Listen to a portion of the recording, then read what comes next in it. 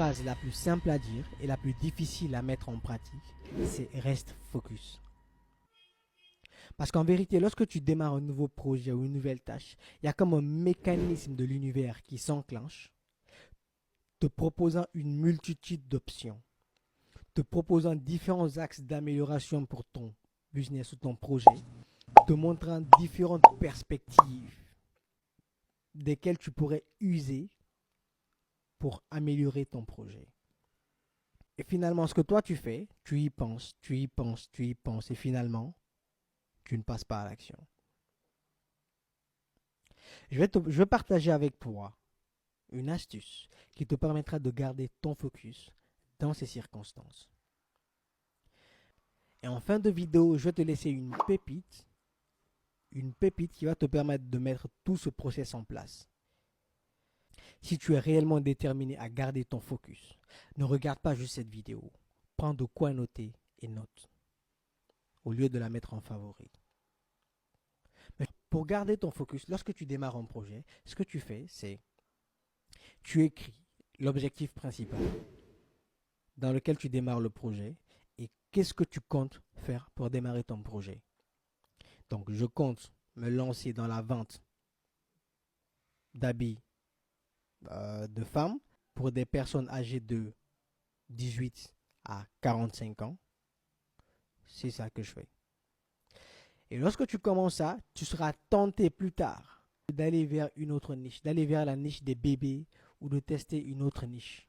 Donc, ce que tu fais, c'est quoi?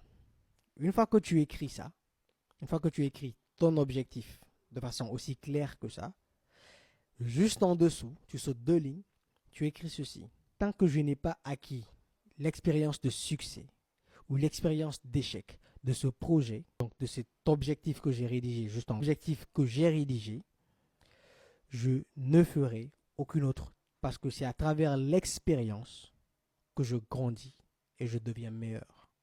Tu écris cette phrase comme ça, mais ce n'est pas fini. Cette phrase, à chaque fois que tu penseras à quelque chose, cette phrase, tu la relis.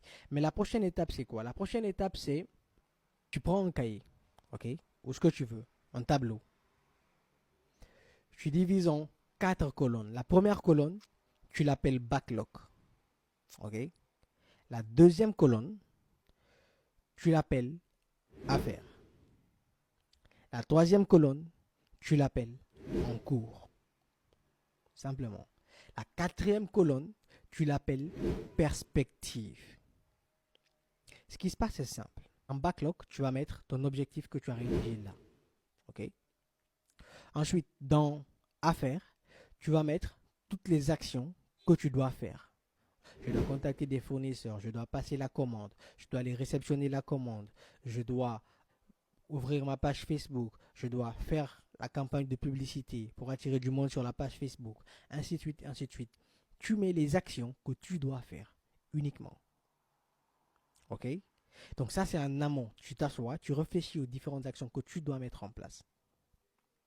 Une fois que ça, c'est fait, lorsque tu commences une tâche, tu la mets dans en cours de réalisation. Donc en cours.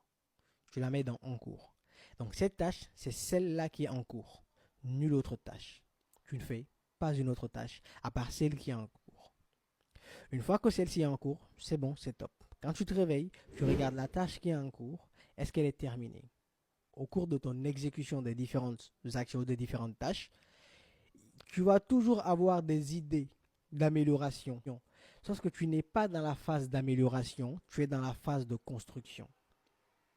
D'accord? Donc, en cours de construction, donc en cours d'exécution de ces tâches que tu as mis dans à faire, il va te venir des idées d'amélioration, des perspectives d'amélioration. Mais tu dois comprendre une chose.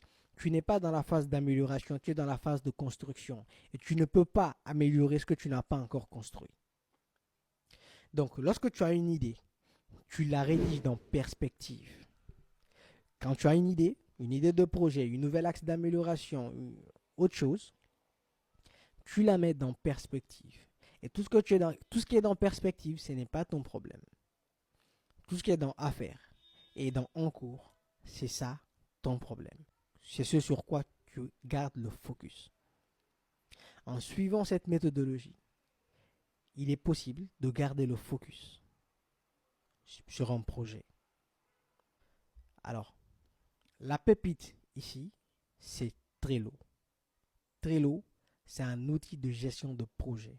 En gros, un outil de gestion de tâches, mais utilisé pour la gestion de projet, qui te permettra en différentes sections de pouvoir suivre et garder le focus pendant la durée de vie de ton projet. Maintenant, tu as toutes les informations à ta disposition. C'est à toi de passer à l'action. Et n'oublie pas de commenter. Je passe à l'action. Si tu es déterminé à passer à l'action et à garder ton focus, n'oublie surtout pas de t'abonner parce que ici, tu apprends à construire un mental plus fort que tes excuses.